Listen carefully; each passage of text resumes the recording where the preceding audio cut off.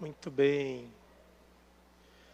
Bom, mais um momento de mensagem da palavra do Senhor sob o tema Não tenha medo, tenha bom ânimo. E hoje eu convidei o seminarista Rafael para vir trazer essa mensagem. O Rafael está estudando, está ali sendo um bom aluno, mas nem só de teoria se forma um pastor, também de prática. E o seminarista precisa pregar, né? Para ele poder aprender a transmitir a palavra do Senhor. E hoje ele não veio como seminarista, ele veio como reverendo, né? Então, olha só o peso, né, da palavra. Então, Rafael, vem aqui e que o Senhor te abençoe, viu? Amém. Para você transmitir aquilo que Deus colocou no seu coração nessa noite. O Abimael brinca comigo que eu sou um meia colher. Eu falo, eu ainda sou um servente do servente do servente, ainda de pedreiro. Aí ele fez aqui capa de reverendo. Tem que tirar um pouco do mofo, do armário. Precisa tirar, no frio, né? É bom, a gente fica elegante no frio. Mas Deus te abençoe, viu? Amém. O Senhor te use para falar da palavra dele para nós. Você Amém. vai querer usar esse? Obrigado. Fica à vontade. Seminarista é um bicho engraçado. Você vai no seminário, eles ficam tudo de chinelo, bermuda nas aulas, camisa regata, aí no dia de sermão de prova, gravata, terno, ou seja, só no dia de pregar, né, que ele fica bonito, né? Mas esse aqui fazia tempo que estava no guarda-roupa lá, é bom dar tirar um pouco do mofo, né? Como é que passa aqui? É para baixo ou para cima? Para frente? Para o lado? É aqui, esse botão aqui? Esse botão aí para o lado, isso, para lá. Ou você pode aqui também. Aqui? Ah, tá. Ok, obrigado. Boa noite. Deixa eu começar direito, né? Boa noite para você que está aqui presente. Uma boa noite para você que está em casa acompanhando através da nossa transmissão. Que bom que você está aqui para adorar ao nosso Deus, aprender um pouquinho mais da sua palavra.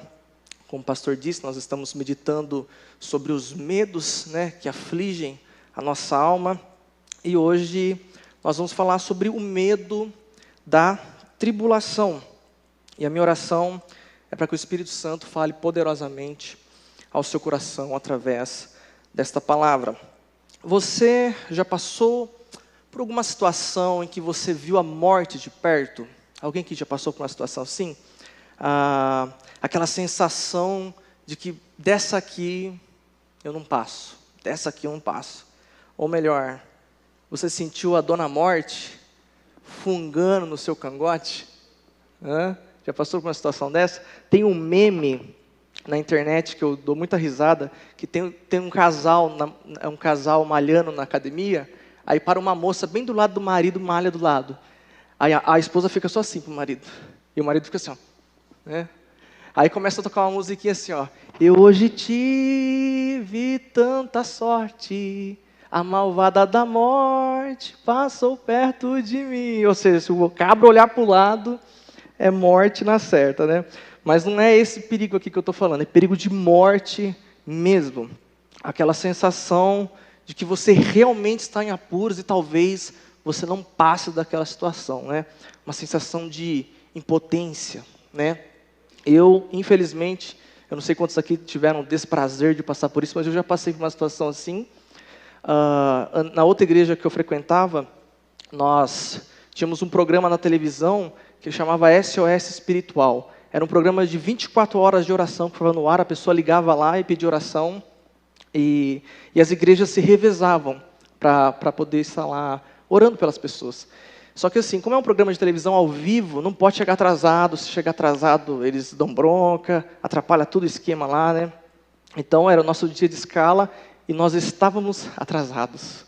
E saímos atrasados, e o rapaz que estava dirigindo era em São Paulo, né? De Amparo até São Paulo, a gente tinha que ir de carro. Ele foi a uns 160, 180 por hora, com medo de levar bronca. E era um cara totalmente inexperiente na pista. Então o carro ia passando, lambendo os caminhões, passava no guarda-reio, e aquilo eu grudei no banco do carro, comecei a suar frio. Eu falei, meu Deus do céu, nós vamos morrer. Eu falei, pelo amor de Deus, vai devagar. Ele falou, não, eu tenho que chegar. E eu tive uma sensação de que iríamos morrer ali. Uma sensação de morte. A dona morte estava fungando ali no meu cangote. Eu falei, Jesus, misericórdia. Aí já comecei a pedir perdão. Falei, Deus, perdoa os meus pecados, porque daí se morrer, né, já está tudo perdoado. Né? É assim que a gente pensa na hora da morte. Passa um filme e começa aquele medo no nosso coração. E é uma situação terrível. Mas graças a Deus eu não morri, né? Estou aqui pregando. Deus foi misericordioso. Só foi a sensação de morte, mas é terrível. Uma sensação que você vai morrer é horrível. Você vê aquelas caminhão passando do lado, é terrível. E o texto que nós vamos meditar nesta noite mostra uma situação parecida com esta, de medo, de impotência, de tribulação. E a minha oração é que o Espírito Santo possa nos ensinar através deste texto a como lidar com os nossos medos diante das nossas tribulações. Então, eu gostaria de convidar você que trouxe a sua Bíblia, ou você que está com o seu smartphone aí a ligar a sua Bíblia, em Marcos, Evangelho de Marcos, capítulo 6, versículo 45. Marcos 6, 45.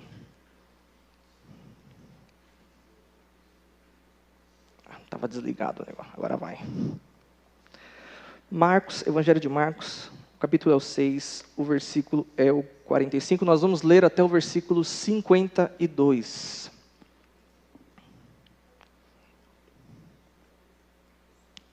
Está escrito: logo a seguir, compeliu Jesus os seus discípulos a embarcar e passar adiante para o outro lado, a Betsaida, enquanto ele despedia a multidão. E tendo-os despedido, subiu ao monte para orar. Ao cair da tarde, estava o barco no meio do mar e ele sozinho em terra. E vendo-os em dificuldade a remar, porque o vento lhes era contrário, por volta da 4ª vigília da noite, veio ter com eles, andando por sobre o mar, e queria tomar-lhes a dianteira. Eles, porém, vendo andar sobre o mar, pensaram tratar-se de um fantasma e gritaram, pois todos ficaram aterrados à vista dele. Mas logo lhes falou e disse: tende bom ânimo, sou eu, não temais. E subiu para o barco para estar com eles, e o vento cessou. Ficaram entre si atônitos, porque não haviam compreendido o milagre dos pães. Antes, o seu coração estava endurecido. Então, como nós vimos aqui nesse versículo final, o relato que nós lemos agora acontece logo após a primeira multiplicação de pães e de peixes.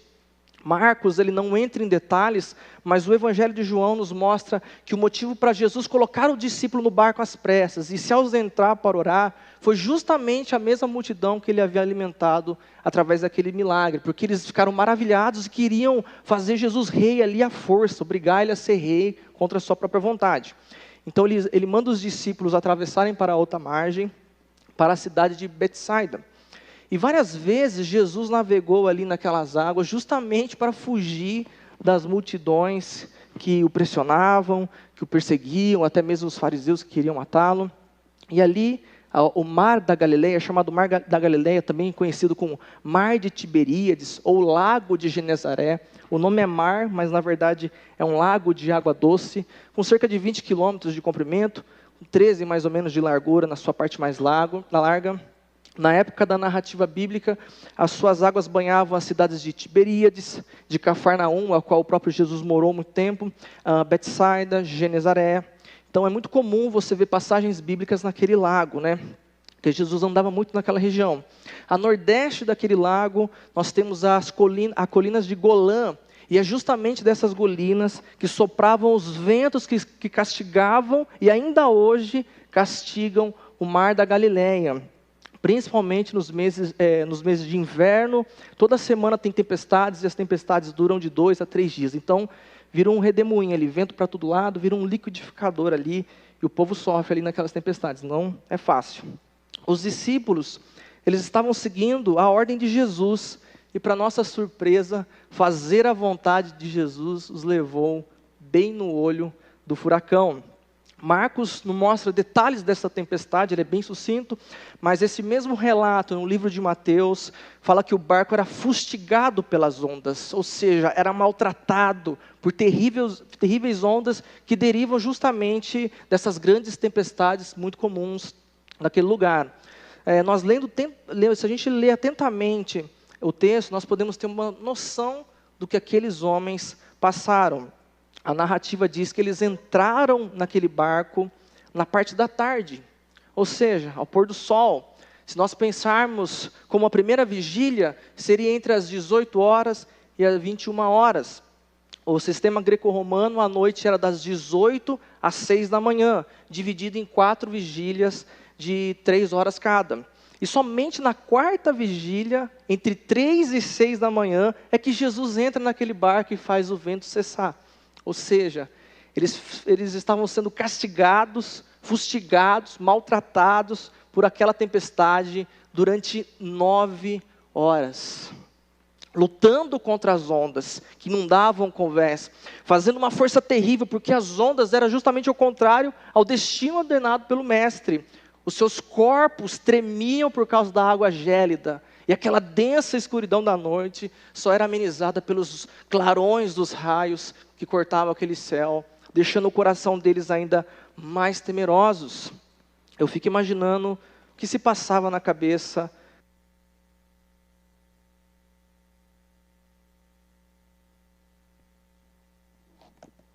aqui. Aí, voltou. O que passava na cabeça daqueles homens?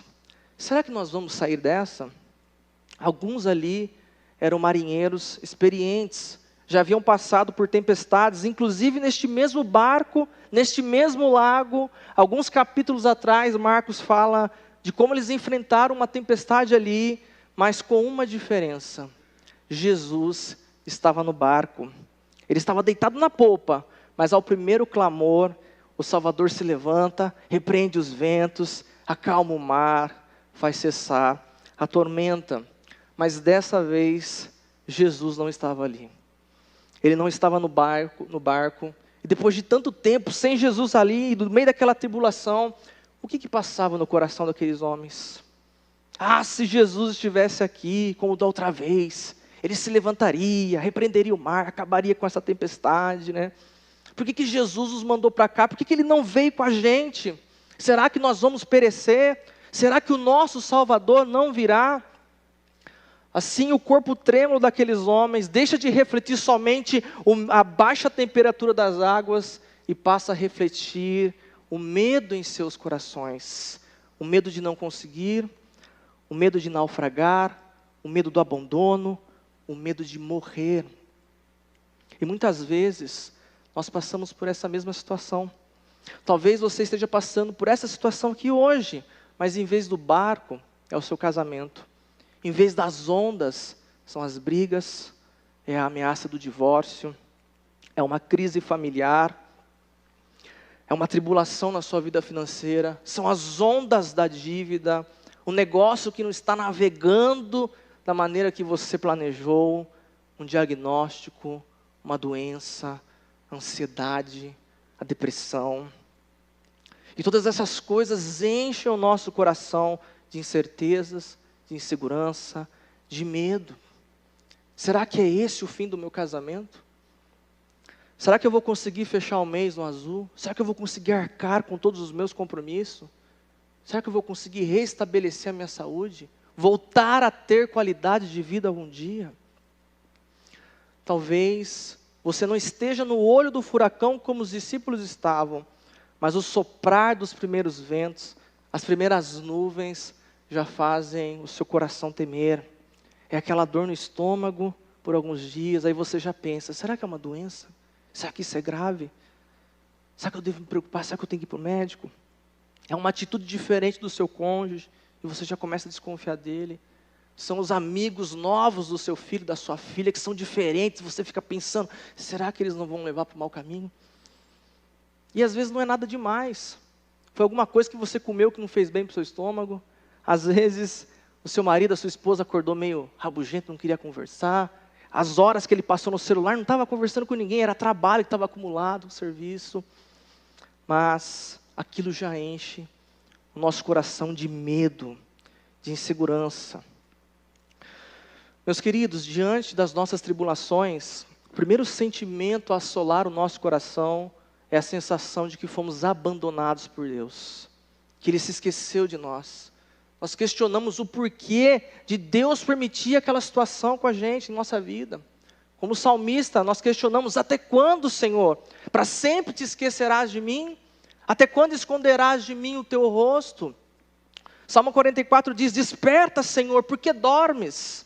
Levanta-te, não nos rejeite para sempre, porque esconde o teu rosto, esqueces o nosso sofrimento e a nossa aflição. Salmo 143, responda-me depressa, Senhor, o meu espírito desfalece, não escondas de mim o teu rosto, ou eu serei como aqueles que descem à sepultura. O medo de fracassar, o medo de morrer, o medo de passar por algo irreversível. Não são poucas as vezes que o nosso barco está sendo açoitado pelas ondas e nós pensamos: ah, se Deus me ouvisse, ah, se Deus estivesse aqui comigo. Da mesma maneira que os discípulos provavelmente pensaram. Meus queridos, Jesus não estava no barco, mas o versículo 48 diz que ele estava vendo-os em suas dificuldades. E aqui eu quero destacar o primeiro ponto da nossa meditação. Em nossas tribulações, Jesus nos vê. Jesus viu a tribulação dos discípulos. Eles não podiam ver Jesus, eles não podiam tocá-lo, eles não podiam sentir a sua presença, mas Jesus podia vê-los, Jesus podia tocá-los. Jesus se fazia presente através do seu olhar cuidadoso. Ele estava assistindo-os em sua oração. E da mesma maneira, Jesus está vendo você. Ele sabe o que você está passando. Os seus olhos repousam sobre a sua vida. A Bíblia diz que os olhos do Senhor passam sobre toda a terra, mas os olhos deles repousam de maneira especial sobre os seus escolhidos. Salmo 34 diz: os olhos do Senhor estão sobre o justo, e os seus ouvidos estão atentos ao seu clamor. Em nossas tribulações, Jesus nos vê. E o seu olhar sobre nós se aguça justamente quando nós passamos por tribulações. Se você pegar lá no Antigo Testamento, quando Deus aparece para Moisés na sarça ardente, o que ele fala para ele? Eu tenho visto atentamente a aflição do meu povo. O nosso Deus não nos desampara em nossas adversidades. Pelo contrário, a Bíblia diz que Ele é o socorro bem presente na hora da angústia e da tribulação. Talvez você não esteja vendo Jesus em seu barco. Talvez você não esteja sentindo a sua presença. Você pode falar: Rafael, eu me sinto um caco. Eu me sinto desesperado, desamparado, sem força. Eu estou cansado de remar contra essa maré. Parece que Deus me abandonou. E eu quero dizer para você nesta noite: Ele não se esqueceu de você. Ele não o abandonou. Ele não a abandonou. Você não está entregue à própria sorte. Não importa o quão grande seja a tua tempestade, não importa o quão frágil seja o seu barco, o quão longe você foi mar adentro, os olhos do Senhor estão atentos, fixos em você, fixos em sua família. Ele não se esqueceu de você. Ele diz em sua palavra: nunca te deixarei, jamais te abandonarei. Esse é o primeiro remédio contra os nossos medos. Em nossas tribulações, Jesus nos vê. O versículo 48 diz que na quarta vigília da noite, eles avistam Jesus vindo ao encontro deles, de uma maneira assombrosa, que causa terror em seus corações. É um fantasma. Eles não esperavam encontrar Jesus daquela maneira, andando sobre as águas em meio ao caos. Eles estavam acostumados com Jesus andando pelas ruas de Cafarnaum. Eles estavam acostumados com as confraternizações na casa de Marta e Maria em Betânia. Eles não esperavam encontrá-lo daquela maneira, não esperavam que Jesus viria ao encontro deles daquele jeito. E nós também não esperamos encontrar Jesus dessa maneira. Esperamos encontrá-lo nos domingos de Santa Ceia, nas reuniões de oração, nos entoar dos nossos cânticos, mas nós não esperamos vê-lo em meio ao caos, em meio às nossas tribulações, em meio às tempestades da nossa vida. E aqui eu quero destacar um segundo ponto que eu aprendo com essa mensagem. Em nossas tribulações, Jesus vem ao nosso encontro. Mas não da maneira que nós estamos acostumados, não da maneira que nós esperamos, que nós queremos ou que nós desejamos. Ele vem de uma maneira sobrenatural. Ele vem conforme a sua soberana vontade. O nosso Deus é um Deus que age no ordinário, sim, mas Ele também é um Deus que age no extraordinário. E muitas vezes, nós nos esquecemos disso. Ele é o Deus que quebra a primeira, segunda, terceira, 10ª lei de Newton. Ele é o Deus que desafia as leis da gravidade. Ele quebra todos os protocolos do aceitável, do imaginável. Ele é um Deus de milagres. O nosso Deus é um Deus que pode todas as coisas. Jeremias 32 diz: eu sou o Senhor, o Deus de toda a carne. Por acaso haverá algo maravilhoso demais para eu não fazer? Lucas 18, Jesus fala: os impossíveis dos homens são possíveis para Deus. Eu não sei o quão difícil é a situação que você está enfrentando, o quão irreversível é o seu problema, o quão fraco e incapaz você se sente, mas é justamente nessas ocasiões, nos temporais, nas crises, nas tribulações, que Jesus faz o seu melhor trabalho. Ele é especialista nas causas impossíveis, Ele é expert no extraordinário, Ele é perito no intangível. Esse é o nosso Deus, esse é o seu Deus, esse é o Deus que nós servimos. Em nossas tribulações, Jesus vem ao nosso encontro. Ele não somente nos vê, mas Ele vem ao nosso encontro de maneira sobrenatural. Ele é o Deus que nos surpreende quando todas as nossas forças se esgotam, quando todas as nossas expectativas são frustradas, quando toda a nossa esperança se esvai. Ele vem ao nosso encontro andando sobre as águas. O sobrenatural precede e o milagre é o seu imperativo. Jesus vai ao seu encontro em suas tribulações. Creia nisso. Não é o seu fim. Você não irá sucumbir a essa tempestade. Em nossas tribulações, Jesus nos vê. Ele vem ao nosso encontro. E Ele também nos encoraja. No versículo 5.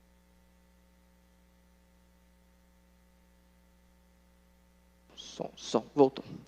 No versículo 50, Jesus faz um convite aos seus discípulos.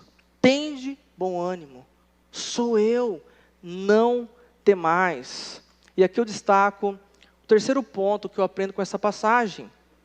Em nossas tribulações, Jesus nos encoraja. É mais que um convite, é um imperativo, é uma ordem. O significado do grego no original dessa declaração implica em superação do medo, em vencer os nossos receios, em sobrepujar os nossos temores. Aí você me pergunta, mas como que eu posso fortalecer a minha coragem diante de uma tribulação? E eu te respondo, olhando para Jesus e para o que Ele já fez. Vocês lembram o finalzinho do versículo 52? Diz que eles não haviam compreendido o milagre da multiplicação dos pães e peixes. Eles haviam se esquecido de que Jesus era especialista no extraordinário. Nós não podemos alimentar os nossos medos diante da tribulação, mas nós devemos alimentar a nossa fé. Não olhar para o vento, mas olhar para Jesus. Isso não significa que nós devemos ser ingênuos, simplesmente ignorar o problema, mas nós devemos contrabalançar, equilibrar, compensar esse medo, olhando, compreendendo o que Jesus já fez, o que Ele continua fazendo e o que Ele ainda fará. Eu me lembro, no primeiro ano de seminário meu, eu estava lá em Amparo ainda, não estava em Campinas. Eu tinha sido mandado embora do meu trabalho e havia guardado um dinheiro no banco. Eu não podia trabalhar porque o seminário é de tempo integral. É muito estudo, você não consegue fazer as duas coisas. A igreja me ajudava com salário, mas não era suficiente para pagar tudo. Então eu fui queimando aquela gordurinha, chegou no final do ano, eu já não tinha mais gordurinha para queimar. E aí o que aconteceu? Comecei a passar um aperto financeiro. Comecei a não dar conta da conta, aí de repente, sempre quando você está apertado, você consegue ficar um pouquinho mais apertado, né? Aí quebra uma coisinha ali, é um remedinho, não sei o que lá, não sei o que lá. Aí... E problema financeiro, gente, é triste, né, gente? Afeta o seu casamento, afeta o seu ministério, você não fica em paz, né? Você fica pensando na conta, você fica pensando que você vai sujar o seu nome, que você vai envergonhar Jesus, o que as pessoas vão pensar de você. E a gente fica nesse turbilhão de sentimento até a hora em que nós entramos no santuário do Senhor. Dobramos os nossos joelhos e buscamos a Deus com todas as nossas forças. Lembrando do que Ele já fez em nossa vida até ali. Nas nossas tribulações nós temos que lembrar do nome dessa igreja, esse nome lindo. Como é que chama essa igreja? Ebenezer, Até aqui nos ajudou o Senhor. Ele me ajudou até aqui, Ele não vai me abandonar agora. Até aqui Ele foi comigo. Daí eu me lembrei, naquela situação, do que Jesus já havia feito na minha vida há muito tempo atrás. Eu já havia servido ao Senhor em outro ministério durante 1 ano, plantando uma igreja, sem salário algum, não tinha salário. Ao contrário do seminarista tem salário, naquela época não tinha salário, sem salário. A Flávia não estava trabalhando, desempregada, vivendo integralmente para aquela igreja, e algo impossível. E durante aquele ano, Deus sustentou a minha família, Ele foi fiel. Ele cumpriu o que Ele prometeu na sua palavra, Ele supriu todas as nossas necessidades. O necessário nunca nos faltou. Lembrar do que Deus já fez, orar ao Senhor com o coração contrito, ser grato, isso dissipa todo medo, isso dissipa toda insegurança, toda angústia, isso nos encoraja, isso renova as nossas forças, como diz lá em Isaías 40, os jovens se cansam e ficam exaustos, os moços tropeçam e caem, mas aqueles que esperam no Senhor renovam as suas forças, voam alto como as águias, correm e não se fadigam, andam e não se cansam. Aí aquilo me encheu de força, eu fiquei confiante de que Deus cuidaria de mim, de que Deus cuidaria da minha família, como Ele fez no passado. E é incrível como que Deus trabalha e nos surpreende. É incrível como que Jesus vem ao nosso encontro andando sobre as águas, de maneira sobrenatural. Eu passando aquele aperto, e bem naquela época começou o Pix aqui no Brasil. E você tinha que fazer o cadastro Pix. Aí eu fui fazer o meu cadastro e escreveu lá, CPF com restrição. Ixi. Aí já comecei a pensar, nossa, a Receita Federal deve estar atrás de mim, o Tribunal de Contas da União, a SOAT, aí você já pensa que você está sendo perseguido internacionalmente, você já fica com, né, você vê que um pequeno medo, um pequeno ventinho já faz a gente ficar com medo, na verdade, não precisa nem ser uma tempestade, né? Mas Deus é gracioso e Ele age apesar de nós. Aí eu pedi uma ajuda para uma amiga minha que trabalhava no escritório de contabilidade, ela pesquisou lá e, para resumir, eu estava 2 anos sem declarar imposto de renda. Aí você fala, Rafael, como você conseguiu fazer isso? Gente, eu trabalhava numa marmoraria, ramo de construção civil. Só quem trabalha em construção civil sabe a loucura que é. E ainda eu trabalhava na parte de acabamento. Então, assim, acabamento assim, já está tudo levantado a casa, né? Já tem tudo lá. Aí o cliente entra e fala, não vejo a hora de entrar aqui. Aí ele quer que coloque a pia logo, ele quer que coloque a piso logo, ele quer entrar naquela casa. Então você fica que nem um doido trabalhando 24 horas para conseguir entregar antes do prazo, né? Então eu não tinha tempo nem para respirar, quem dirá para declarar imposto de renda. Foi uma loucura aquele ano da minha vida. Eu fiquei 2 anos trabalhando que nem doido, que eu até esqueci de declarar imposto de renda. Resumindo, eu fiz a declaração e a restituição foi mais ou menos 4 vezes o valor que eu estava precisando para pagar as contas, para sair do aperto, para acalmar a tempestade. Jesus nos vê, Ele vem ao nosso encontro, Ele nos encoraja e Ele acalma as nossas tempestades. Jesus, Ele poderia ter acalmado aquela tempestade lá do alto. Quando Ele estava olhando eles lá de longe, Ele poderia ter feito isso, mas por que Ele não fez? Ele permitiu aquilo porque é justamente em nossas tribulações que Deus se revela como nosso Salvador. É justamente quando os recursos terrenos se esgotam que os recursos divinos nos alcançam. É quando as nossas forças se acabam que nós somos encorajados a continuar pelo nosso Salvador. No milagre da multiplicação, os discípulos viram Jesus como um líder carismático, mas naquela tempestade, Jesus revela a sua divindade, o seu caráter messiânico, aquele que vem ao nosso encontro, aquele que nos salva, não somente das nossas tribulações, mas dos nossos pecados, da nossa incapacidade, do nosso destino de destruição eterna. Ele mostra para nós que as tempestades não são opções, elas virão, mas o entregar-se ao medo é uma escolha que podemos admitir ou não. Nós seremos muitas vezes assaltados pelas tribulações que nos enchem de insegurança, de medos e de receios.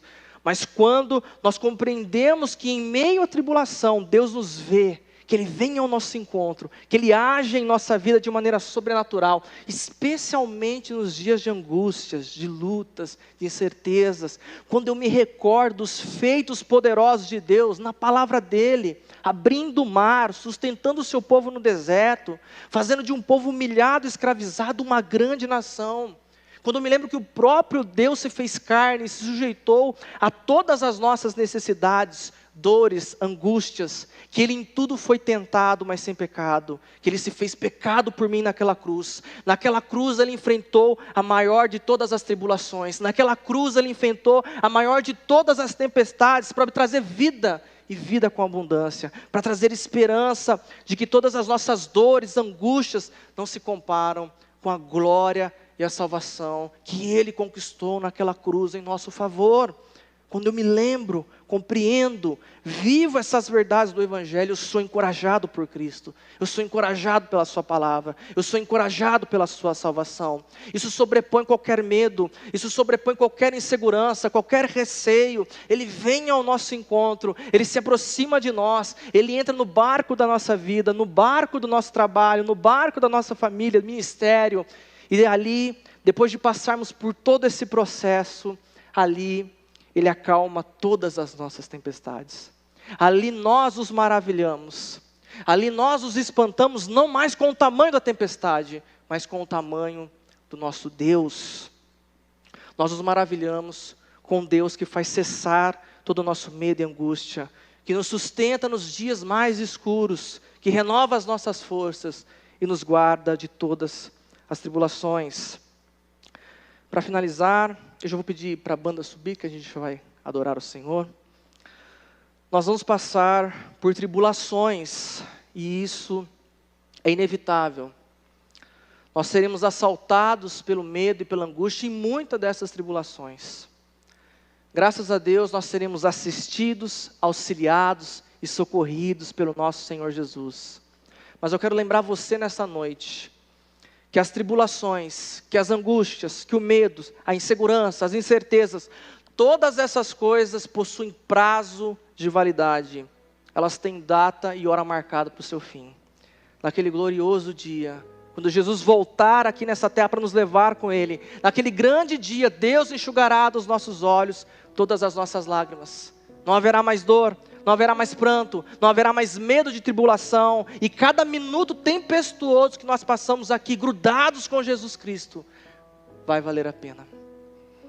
Que o Senhor possa fortalecê-lo, que o Senhor possa fortalecê-la nesta noite, que você possa recobrar o seu ânimo, a coragem em Cristo Jesus para suportar e vencer todas as suas tribulações no poder do Espírito Santo.